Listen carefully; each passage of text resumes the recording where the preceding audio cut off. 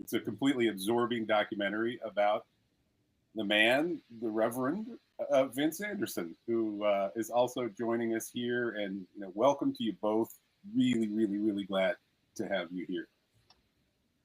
Thanks for having us. Yeah, this is going to be fun. So, for both of you, I guess, Nick is the director. Really, really happy to have this film on the platform, The Realist. And for those who don't know, The Realist is a platform that is built by a filmmaker. Me, I'm a filmmaker, to really support other filmmakers and really get their films as much audience as we can find them, and simultaneously, because they're one of the things we do is we really heavily curated as the buzzword, but these films are kind of handpicked. I watch them all, and ones that really pop out have done really well at film festivals. Audiences love them. They just don't know where to find them, and that's what The Realist is supposed to be: is a place where you can find really amazing films, and you're going to enjoy them, or they're going to challenge you, or change your perspectives, or all of that. And so we want these films that have been maybe a little underseen to be seen, and we want to make sure that filmmakers are supported not only with audience but with dollars. Our subscription fees, a good chunk of them will go back to filmmakers, so they can go on and make their next great film, and you can enjoy what they do next. So if you're joining us on YouTube, please hit the subscribe button. That really helps us. We're new, so the more subscription and word of mouth, if you can let people know that you've joined or explored The Realist, that's really helpful. And if you want to look at the films that are on there, it's realist.stream is where you can find us, REELIST.stream. So one more piece of housekeeping is we really encourage audience participation here. It's a live Q&A. So if you've got questions for these fine gentlemen, please let us know in the comments, and we will get them asked. So first question, I think, Nick, is why this film and why this guy? Well, I've been working in documentary for a long time. I was working for Albert Maysles, who is one of the sort of founders of observational documentary, and I've also been going to see Reverend Vince for a long time. Probably a good 5 or 6 years. And I just sort of one day it sort of dawned on me. Obviously I've been loving the show for a long time, but you see people having a spiritual experience in a bar, and sometimes people are really touched. And I was like, wow, this is such a powerful experience, and I would love to delve into this more in a film, and see more about what goes on, what Reverend Vince is like as a person, and what goes on behind the curtain, as it were. And so I approached Vince about it, and he luckily enough agreed. Well, in a nutshell, what is the spiritual experience? For those who may not be initiated, what happens? Well, I think, people come to see a great show, just to come to see music. And a lot of people don't know what they're getting themselves into. And there are also regulars, part of the community, who come to have that kind of shared community spiritual experience. But it's I think Vince's spirituality is very personal and very open to everyone, in a lot of interpretations, and is inclusive of kind of anybody who just stumbles into it or is seeking it out and needs kind of that spiritual experience on that day. So, but I'm sure Vince could say, more about it than I could. But it's every Monday night, correct? In the Union Pool Bar in Brooklyn. Reverend Vince and an incredibly fine band behind him are in residence. Is that fair enough? Yeah. We've been playing a Monday night show somewhere in Brooklyn. We've been at Union Pool now for 15 years, but we're going on year 29. It'll be 29 years in June. that we had a weekly show in the city.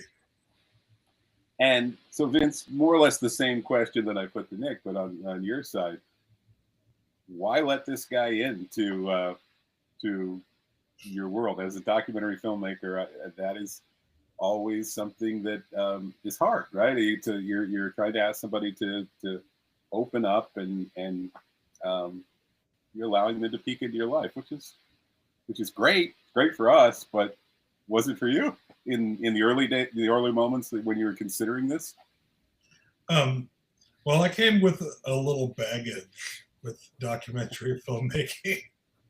I had 2 previous documentaries that had been started about me that just never got to completion, or so I was a little weary of another documentary filmmaker coming in and because as a subject, it does take time. It does take investment of time to kind of be around and be available for somebody. So it wasn't so much Nick I didn't trust. It was just my experience with documentary filmmakers up to that point. Yeah, and then honestly, what really flipped it for me is that there was a limited screening, I guess, of In Transit. Nick, you could talk about that more. Sorry, I'm in Ridgewood, New York, so. That's the final Albert Maysles film about long distance train travel in the U.S. Yeah.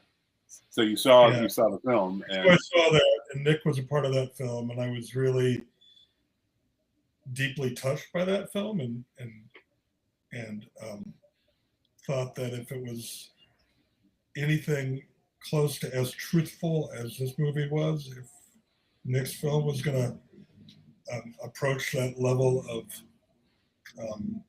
transparency and just honest, literally observing, so that's what kind of tipped the scale for me to say yes. And so, Nick, can you describe a little bit for folks who may not know the sort of legendary status of the Maysles and what you took away from working with them? Well, yeah, the Maysles brothers, along with D.A. Penny Baker and Frederick Weissman, who just passed away at the age of 95 or something like that, all kind of around that time of the early 60s and the late 50s started this observational, what you call verite cinema or direct cinema. And it's that the filmmaker doesn't come in with any kind of perspective or any kind of agenda and lets the story reveal itself. And there's a lot of honesty that it requires as well, and a sort of a quite a strong canon, but also developing a relationship with your subject in a way that they can find themselves comfortable with you, and in order to be open and honest themselves, and that takes a long time, and so it's a long process. And so the Maysles brothers made some really phenomenal and legendary documentaries back then. Salesman, Grey Gardens, one of their most famous ones, or Give Me Shelter, about the Rolling Stones, and then continued making many more for other decades. And so that was kind of the same approach that I had, coming into the film, was that I knew that it was going to take a long time, and I just wanted to follow Vince around to whatever he was doing, basically, and just film a lot of the shows. So I filmed hundreds of hours of footage that didn't get used, without really knowing what the story was going to be. So there's a lot of, you really got to you're really throwing the line out there, and it is a lot of time and a risk in a way, but that's kind of, I found the best way to make a film. And then ultimately there are interviews in the film, and there is archival stuff in the film as well, and some great stuff we found of Vince playing shows long before we met, so in the 90s and stuff. So so it's not a sort of a strictly observational film, but it is sort of mostly that way. That's the approach. Got it. Got it. So, Vince, I think anybody who could even just watch the trailer of the film, I would say, there's an aura around you. It screams independence. It screams like I'm just doing these things my own way, and this is what feels authentic to me. Can you talk about are those core values too? Because they are for independent films, certainly. And I'm curious if they're just core values for you and how they kind of manifest themselves. Yeah, well, the authenticity thing for sure is, I never think of freedom as a personal thing. Like for me to use the word freedom, it has to be more a more communal thing. So for me to see, I'm seeking freedom. I'm not necessarily doing that, but I am seeking authenticity, and for a couple of reasons. Like, why would you do it any other really? Like, why would you do it any other way? I mean, I know people do it all the time, Yes. but I don't know if it ever occurred to me that there were times in my life that I met obstacles to communities or places that didn't allow me or want my authentic self necessarily. So I have had opposition through the years, but never to the point of like this is my quest. It's never been that kind of thing. It's always been a little more. These are the things I come with, and these are and more importantly, these are the communities I find myself in. And to a lot of people, those communities might seem very desperate. I'm speaking specifically of like the church communities and the bar communities, but they're really the same. They're really very identical. I mean, very similar. People come to bars that are looking for communion with one another, and that's what people come to churches for as well. They also come to be in some altered state, whether it's through smells and bells, or or through a drink and maybe a little weed. Then, but you know what I'm saying? They're going for the same place, and I think in my life I never saw them as separate when the world really did and continues to do so in a lot of ways. Well, there's obviously within church a lot of ritual, bars somewhat as well. Yep. How about for you in what you're doing on stage? Do you bring a certain ritual to it? Yeah, I mean, just the very fact that it is a weekly gig or a weekly show becomes, and I've come to view it as one long entity rather than separate shows. Like the residency has its own long presentation, Okay. or spiritual gathering, or but it's one continuum, and that just that aspect of it hooks into the sense of ritual, and and also like we play almost the same song. We open with the same song every week and close with the same song every week, and there is this liturgy, and to use a church word, a liturgy. There is a thing, an order of mass. There is an order to what we do, and I think that familiarity is a spiritual thing that is it's familiarity to be able to to not be familiar. It's what I'm. It's a familiarity so you can come in and kind of know what's going to go on, but then you've got the Holy Spirit to fuck things up a little bit. Like like if you have something that people feel comfortable in, and a space that is, oh well, it feels similar each week. That allows for stuff to happen, for good stuff to happen. Right. Yeah. And I would think for a performer of any sort, once you've got a bit of comfort and a bit of familiarity, your crowd, that's when you slam them. That's when you shift things.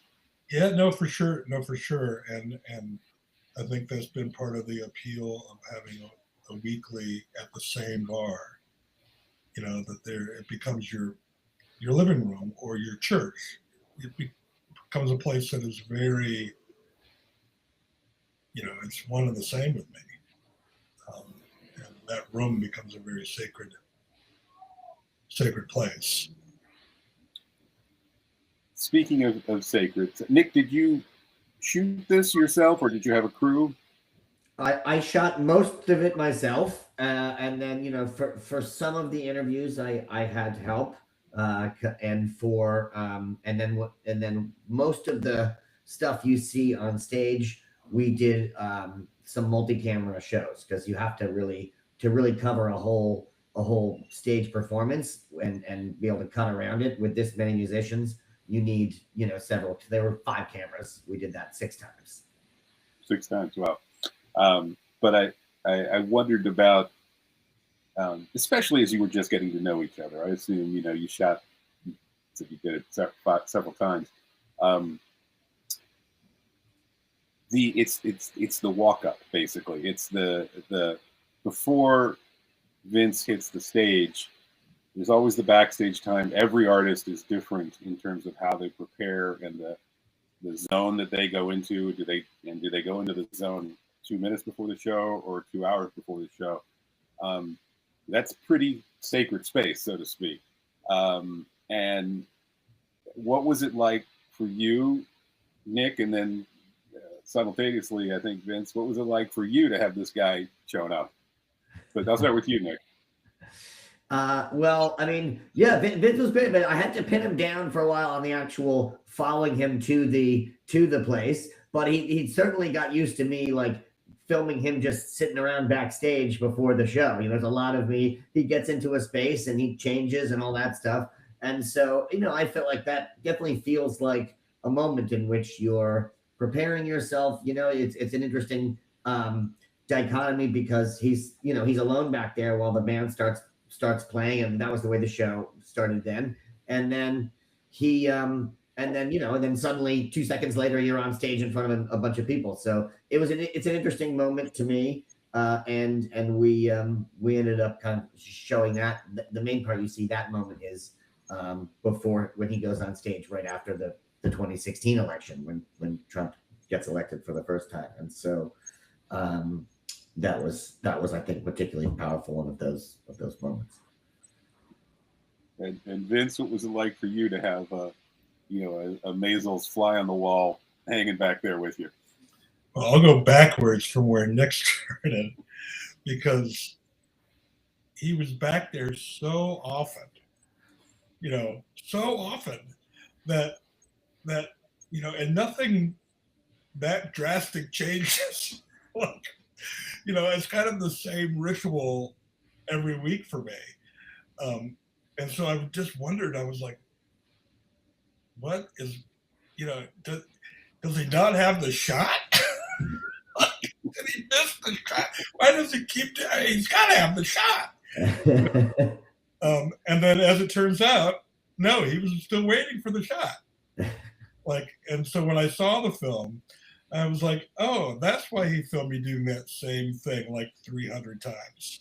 Not quite, but just about. You wait for That's documentary filmmaking.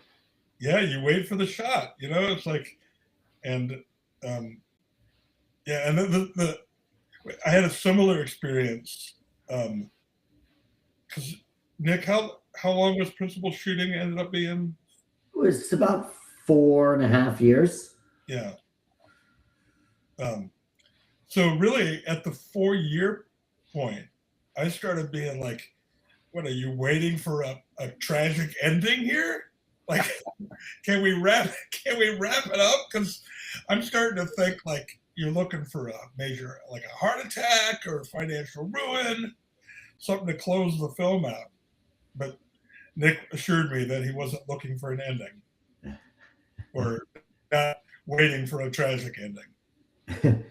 I don't know if I was waiting for an ending, but I do find that's one of the things that is the last thing, the first and the last things to come together, sometimes in a film. And we were kind of starting to wrap it up. I wasn't sure what the ending was. We started editing, and then then Vince went to El Paso with that group of other pastors to bear witness to the site of the mass shooting there. And and that was powerful in a lot of ways and tied together a lot of different kind of elements of Vince and of the film. And so as soon as I shot that, I was like, now we have the ending of the film. And had you been doing a lot of road work, so to speak, traveling and going to places, or was that a relatively new phenomenon as Nick started at the end of Nick's film, but maybe the beginning of something for you? Vince? Oh, that road work. Yeah, so going. You were asking. Yeah, so going from New York to El Paso, and yeah, I was involved with this group, Vote Common Good. That was a lot of, I was on the bus a lot, and we were a group of progressive Christians that were trying to minister, so to speak, to evangelical Christians that had voted for Trump. And we were at that point trying to take away his power by going to districts that we knew that we could sway the House. So it was a very targeted, but it was also really felt like a revival. And I don't tour as much. We do one-offs once in a while, but the part of the thing of a weekly show is that the world ends up coming to you. And it really does become this international vibe on Mondays. People show up with like, they used to show up with tour books back when that was a thing, like with my picture in it, because it was so consistent that like Japanese tourist books with like a 4 doors or whatever would put the gig in there. So when you first started 29 years ago, was it a music gig and it just, it became spiritual, or was it always intended to like, no, I'm going in to talk to people who and communicate with people who could use a boost? It was a yes.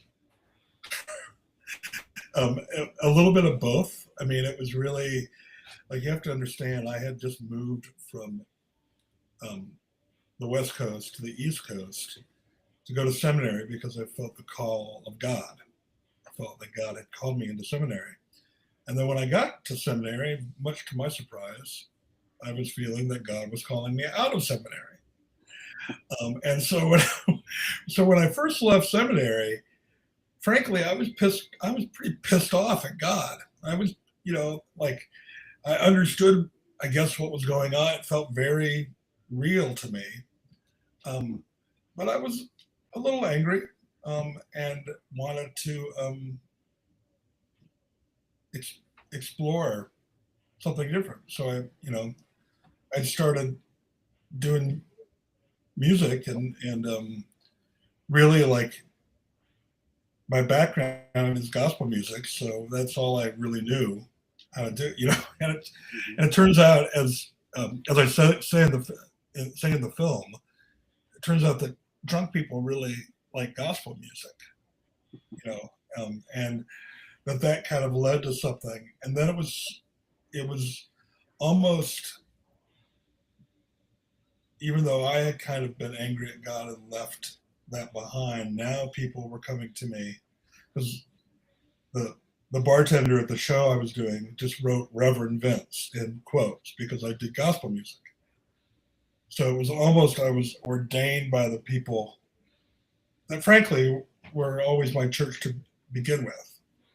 And so it was both, it was a spiritual act in both its rebellion and its acceptance. How much, there's definitely a school of thought that Christ himself was a rebel in what he did, and so for you, can you talk about that idea of rebellion in how you approach spirituality and if there's a deep rootedness to it? Mm-hmm. Oh, for sure. I mean,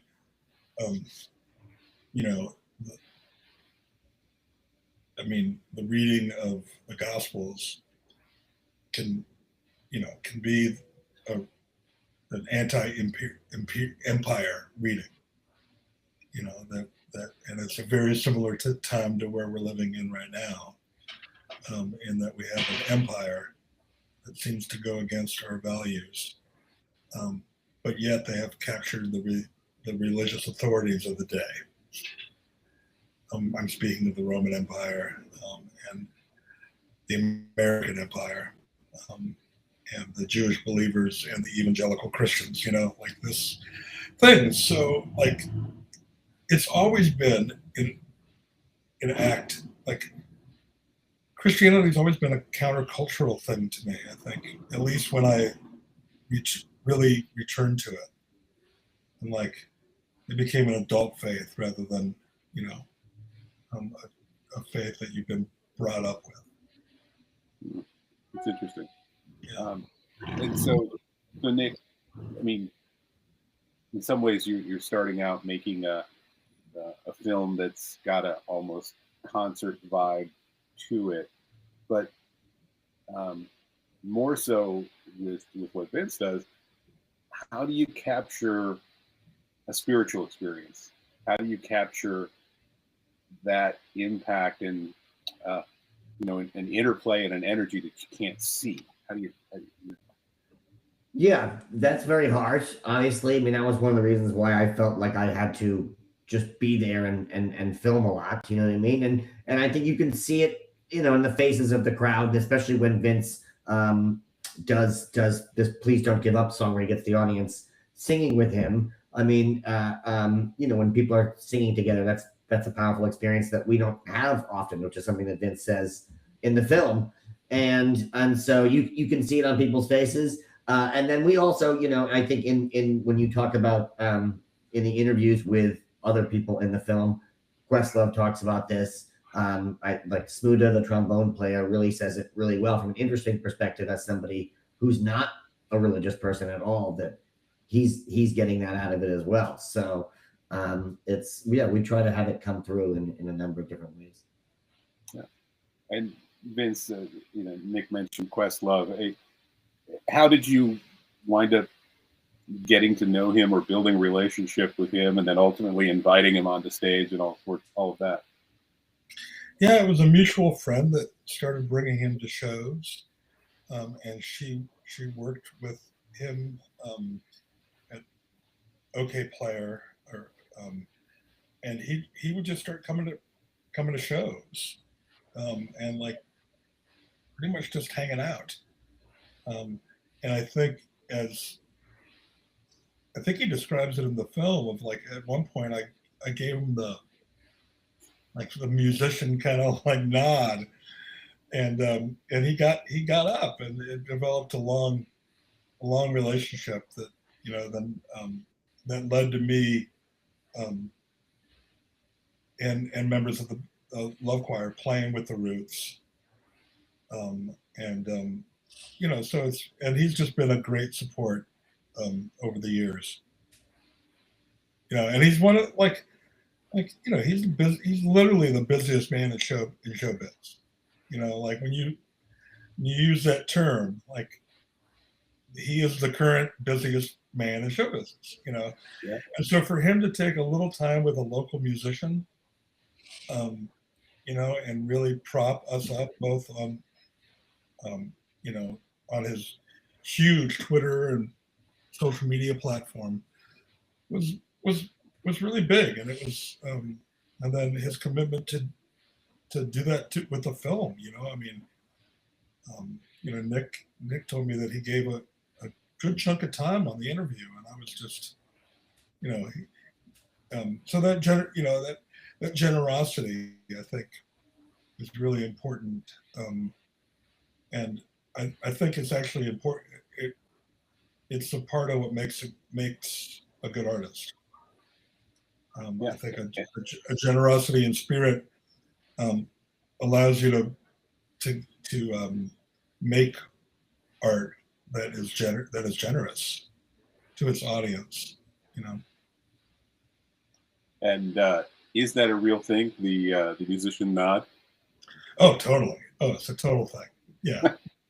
Like you get it from both ends. Like there'll be a musician on Monday night and give me the, usually I let Smuda or Jalil take care of the sit-in request because I'm busy. I'm doing other things. Not that they're not busy, but I'm doing other things. And you want to talk a little bit about the band and how you guys are incredibly tight in terms of performance and I assume personally as well. Yeah, I mean the personal level, like our Paula, our saxophone player, who's the longest member of the band, and really is responsible for a lot of the band members in the band, bringing them. Nobody ever had an audition for the Love Choir. Like they just started showing up and would play, and then pretty soon then I would start paying them. Like that's just how it worked. And after all these years now, so Paula, our saxophone player and resident Love Choir historian, she's the one that I even know how long we've been doing this. If it wasn't for her, I would have no idea, like how many years we've been doing this, like when was the first show. I'd have none of that idea. But she says that for us, Monday nights are our poker game. Like it's our weekly check-in with one another, and I think in a society that doesn't value that so much right now, like it just this generate like right now, I think it's starting to be more valued as people are realizing that this crap doesn't really satisfy, and that weekly gatherings are really important. It's important to be around people and, check in with your friends in person. And so I hope that our weekly poker game inspires other people to make, whether it come to make their own poker game, whether that's coming to see us in a group or do something else weekly. Nick, there always are within films challenging moments where it's just something you didn't expect, or your own life gets in the way. There's stuff that comes, especially when you're following for the amount of time that you did. What were a couple of the challenges that came up that you had to deal with? Well, there is, the uncertainty of not knowing sort of when the film is going to end or what it's going to be, or if you're gonna kind of where it's going to, if you're going to make something that anyone is going to get a chance to see and all that kind of stuff. But there were some specific challenges, like we had to license the music. Even after Vince, after Vince's wedding, the band is playing Marvin Gaye's "Let's Get It On," in a sort of a second line on the street there, and you've got to pay Marvin Gaye's estates. You got to pay the publishing rights for for that song, and so there's a negotiation that goes on for quite some time, and you don't know if you're going to get them down to a level that is workable.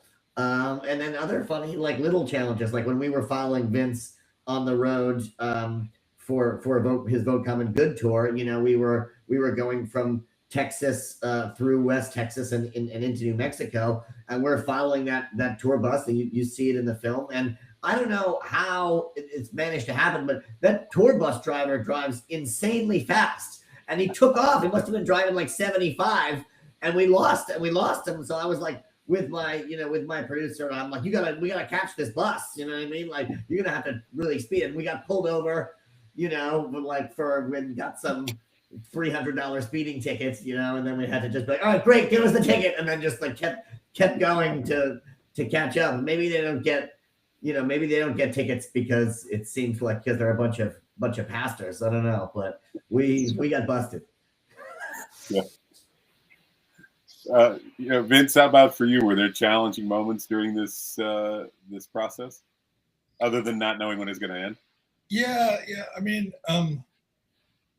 I think the whole thing was a little bit of a challenge for me. I famously am not super keen on recording. I really choose to live, and where I'm most comfortable is in the live performance space. And for me, like, some people call themselves, you see it, so-and-so recording artist, it's like, well, I'm a little bit of a recording artist, but really I'm a live performing artist. And so anytime there's been any attempt to like try to record what I do, of course I have a little resistance, so I think it took me a while to just be comfortable, not just the normal camera jitters, but just to be like, I don't know if this is worth it. Like that kind of thing. Like, at the end of the day, I'm glad to, proud to say that it was very much worth it. And I'm glad that Nick was able to capture this kind of moment in time, but also capture the long history of this thing that we've, dedicated a good chunk of my life to.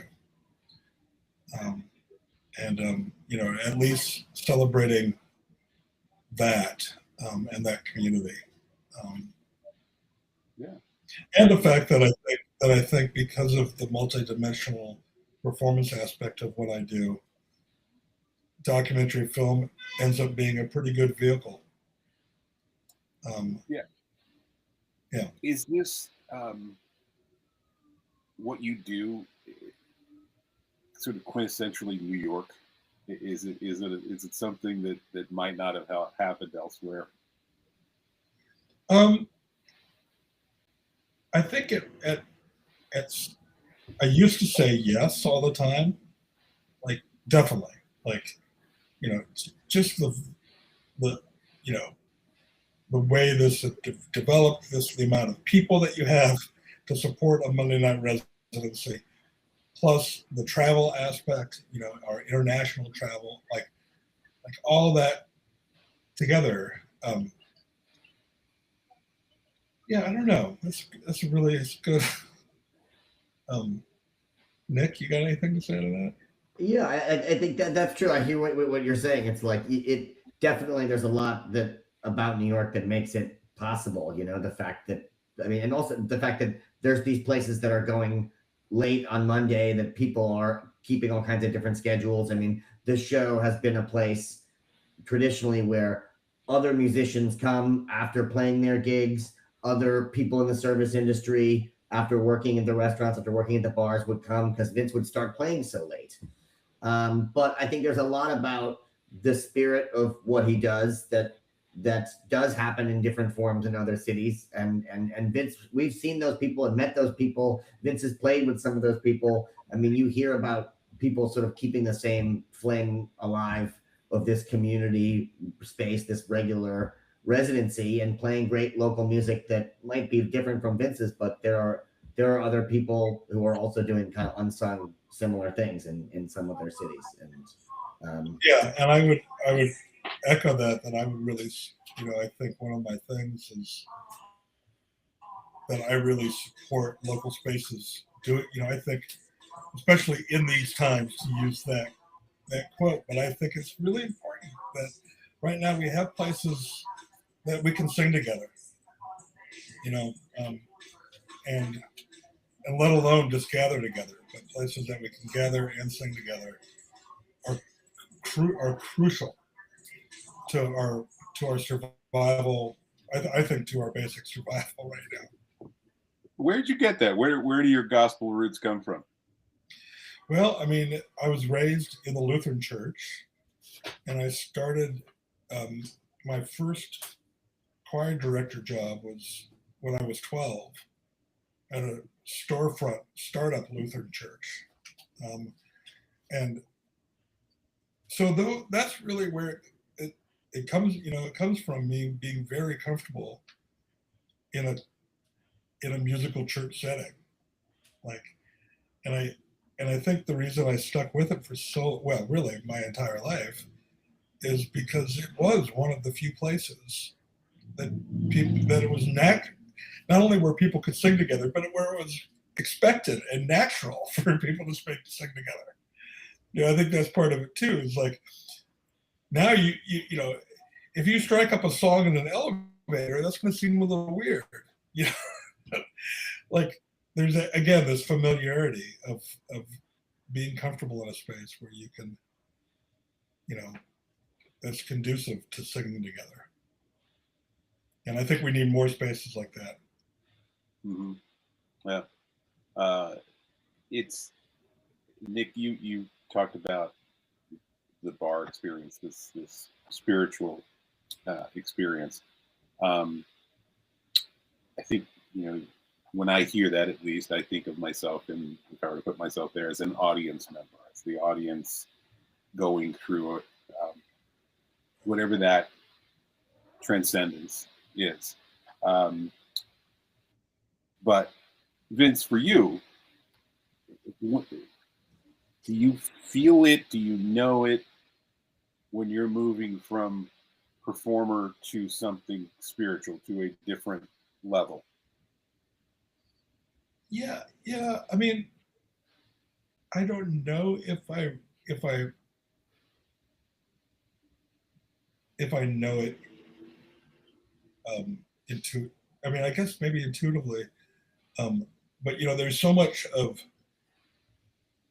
there is a liturgy of what I say on the regular, and they're the same words, and I use those to kind of get to a place,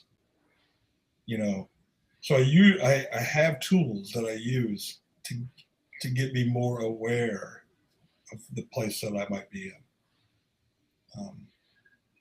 But certainly, there's something really, and also for the most part, I don't like to get off stage until I feel like something has transpired. I want some inkling of the Holy Spirit or of magic or whatever you want to call it to happen on stage. That I think the audience deserves that, and we as a band deserve it, and aiming for that, and I think is a good goal, and also becomes a spiritual discipline. A spiritual what? A spiritual discipline. Mm. Like I will not leave until I feel like something's happened. And I like using that terminology a little better because, part of it is a mystery, and that's what I want people to understand, that like so much of religious thinking is intellectual, and we've done that. Western civilization has done that, you know. And if we can take it back to the five senses, I think that is would be more meaningful for people. And so all of it, like the sweat, the booze, the smell of the bar, all those things, I think, can point to a spiritual awakening. And do you, at the services I've gone to, at the end, you walk out the door, you talk to the Reverend, the minister, the leader on your way out, peace be with you, or whatever it is.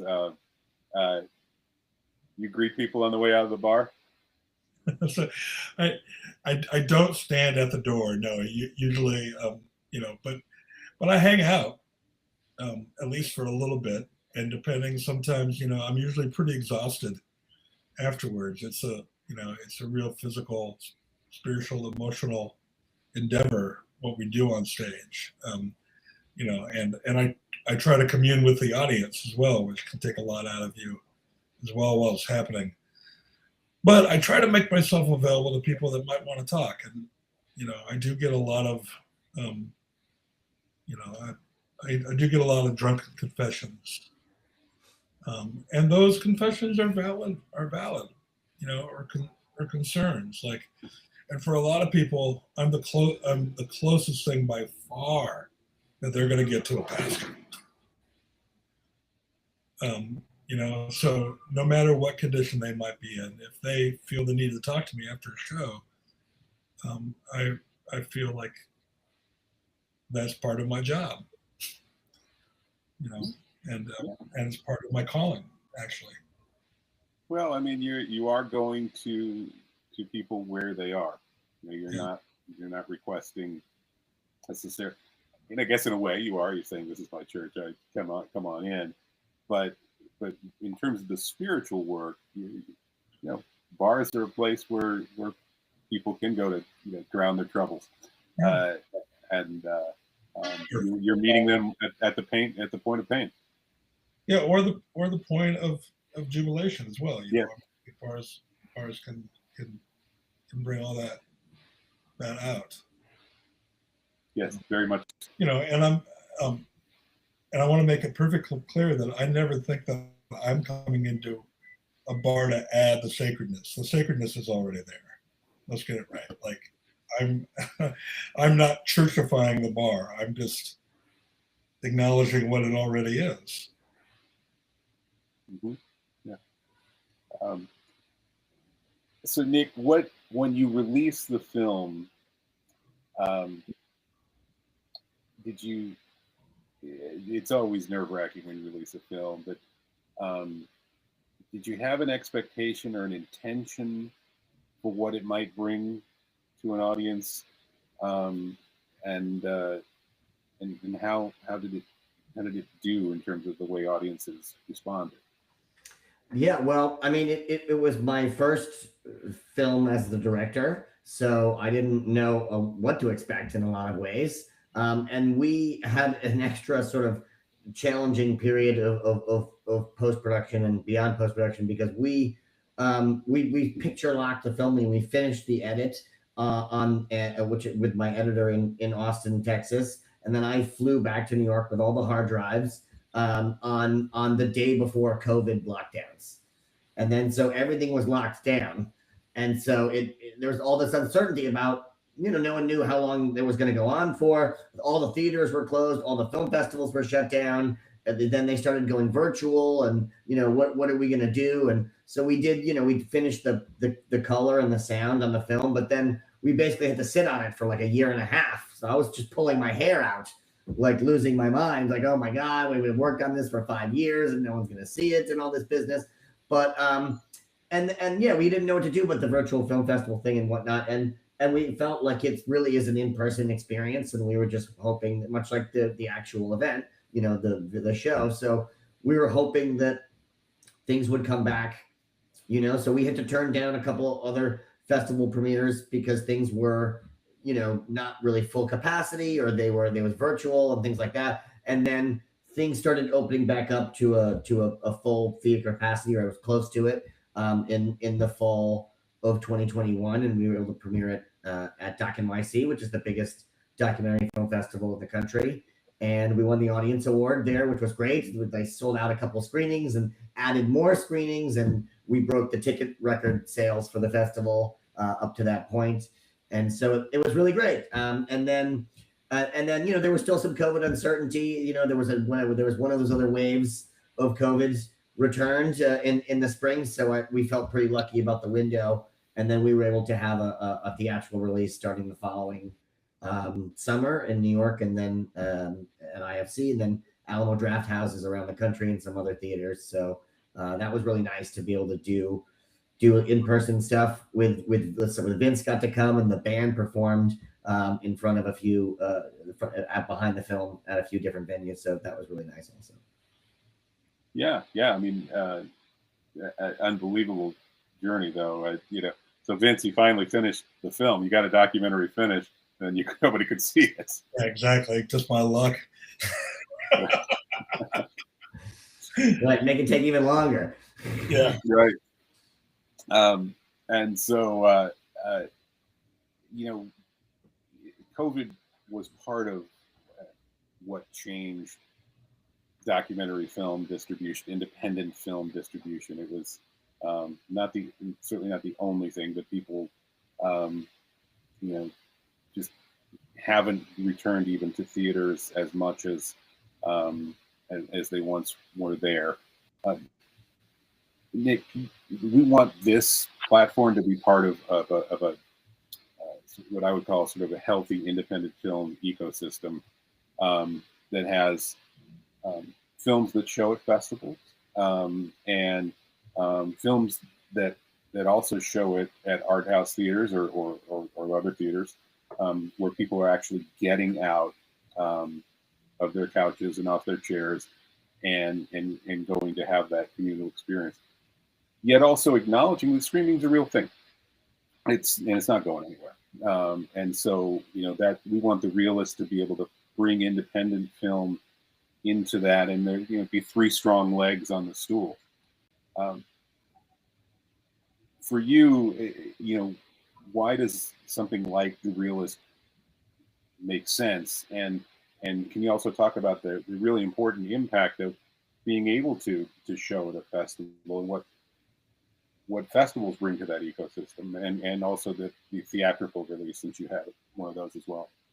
Yeah, I mean, being able to do theatrical experiences, in-person screenings in festivals first, and then, if you're lucky enough to be able to put together a theatrical release for your film, it's great because there's nothing like having that experience of watching a film in a theater with other people, laughing, shared, or feeling the emotion. You can feel that, that emotion and that vibe with other people that you don't get if you're just sitting on your couch, watching it with one or two people or by yourself. And so, and as a filmmaker, it's wonderful because you get to sort of feel that yourself, and that's what you want. So it's like, you get a sense of what people have experienced, and then you get to sometimes do Q&As, which are great, and hear from people and talk about the film. So that's the best part. And a lot of films do a lot less theatrical and do less of that stuff now, and then they just go up on streaming, and filmmakers don't get to experience that. And oddly enough, I would say, in a weird way, these days the most successful filmmakers just get have streaming deals, and then they don't ever get to see their films in theaters. They go straight on streaming. So in a weird way, you sort of miss the best part if you're really successful. But yeah, obviously people are watching films on streaming, and it's very hard to get a film that is going to be on Netflix or Hulu, or something like that. Or even if it is, it can get buried, and there's other platforms that the film can be on, Tubi or whatever. But Netflix and these things, it's an algorithm. So your film, you don't know that they're gonna tag your film right or promote it right or do anything to promote it at all or let audiences know about it. It kind of, there are sometimes films that are great on these platforms that get buried anyway. So what's great about The Realist and only sort of a smattering of other platforms is that it's curated and not an algorithm is just deciding where things are going to be placed. Instead there's a person deciding, well, we like this, we're gonna, and then you get to hear the backstory behind it, which I think is great. I once heard a filmmaker say that he thought that all documentaries should come with liner notes like an album, which I think is a great idea. You sort of explain stuff about the film and behind the scenes and the context, and we don't have DVD extras really anymore, so to have these kind of interviews and behind the scenes bits, and there's some deleted scenes on The Realist from the Reverend, and all that stuff is great, I think, to have a place for. And so rather than just getting buried by an algorithm. Well, it makes it very special for us as audience members. I consider myself an audience member when I'm watching these films, is to have that behind the scenes understanding, or something like this, the Q&A, that when you see a really good film, you want to go deeper, and this is the chance to be able to do that. And Vince, I'd like you to weigh in on this too, is that in an algorithmic world, it's because these large streaming services, they are delivering some form of art, perhaps, but they are technology companies largely, and so a film, as you said, many films and just great stories can get lost or ignored, or mispromoted or whatever. So this, I think one of the things that we're really trying to accomplish here is to celebrate independence, but together, right? So they kind of, I think one of the only ways that we're able to sort of push back is with the collective. And so how important is it for us to find ways like this? Like, how can the audience feel that they're a part of something bigger, where we're going to help you make your next independent film, or celebrate many other great independent films? Nick, I don't know if you know. Yeah, I think that like, just by audiences, trying to engage directly with the filmmakers that they like, and with these other kinds of platforms like The Realist that aren't just such a corporate technology company, that and isn't also mining your personal information and things at the same time. I mean, having stuff that is curated and is unique and is can be different from whatever just the mainstream lowest common denominators type of stuff. Like you're saying, they're technology companies, and they have a different sort of equation that is not necessarily artistic. So that can be an issue. And the other thing I think is interesting about this whole thing is that there's a lot of similarities between the music business and the film business, especially now. I mean, you have Spotify, and which is a giant monopoly that is, that has an algorithm that dictates now what a huge percentage of the population of people are listening to. And the more independent artists get a much lower rate than the biggest artists, which is ridiculous. And you don't know if you're going to get buried in the algorithm or not. It's a similar thing, and is also not conducive to sort of independent artists without a bunch of backers behind them. So, and I think that a lot of Vince and all of the musicians in the Love Choir are all part of bands and are doing stuff that is trying to bring art and music to people in a different way, and are trying countering those forces. I mean, like going and seeing music live wherever you are around the country is the first step. Like, go see music live, go see movies in theaters, like see and see, watch things on weird radio station and on platforms like The Realist, instead of going to sort of the massive near monopolies that we now have. Yeah, Nick, I would echo that with, like, music. We have live shows. We also have record stores. which are really like, I'm a fan of record stores because who else is going to tell me what to listen to? I trust the guy at the record store, like they're going to know my taste. They're going to, and, but in independent film, the video store is no longer, there's some resurgence of trying to, but I think a platform like this can act as the video store, because you back in the video store day, you always had that one clerk you liked, that knew what to, Yeah, follow his picks or yeah, whatever. follow his picks, yeah. All right. Well, I'm happy to be the clerk, and I'm recommending the realist. Perfect. Well, I want to thank you both for taking the time tonight. It's been very special and very fun, and I would be remiss if we don't mention that this coming Monday we're gonna listen to some music. So Vince has very graciously allowed us to. We're going to be live streaming some music from the spiritual experience is gonna go wider on Monday night. So please tune in and check that out. And it's very gracious of you to allow that.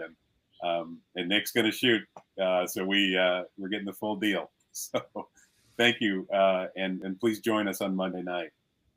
And have a great week, and we'll see you. Thank you. Thank you, Michael. Appreciate it. And yeah, we'll see you next week. Great.